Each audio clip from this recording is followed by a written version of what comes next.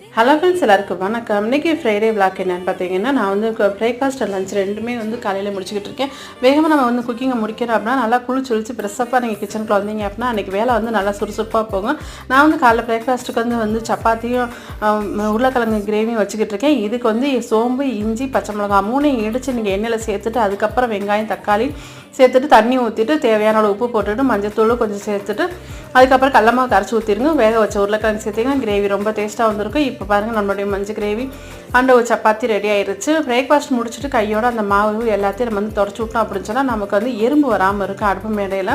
இந்த மேலேயே நம்ம வச்சு அடுத்தடுத்த வேலையை செய்யும்போது நமக்கே ரொம்ப எரிச்சல் வர ஆரம்பிச்சிடும். இப்போ வந்து பாருங்கள், நம்மளுடைய காய்கள்லாம் கட் பண்ணி எடுத்தாச்சு. மதியத்துக்கு பார்த்திங்கன்னா அந்த ஆயுதத்தை நம்ம எடுக்கலை அப்படின்னா நம்ம கிச்சனில் நமக்கு வேலையே ஓடாது.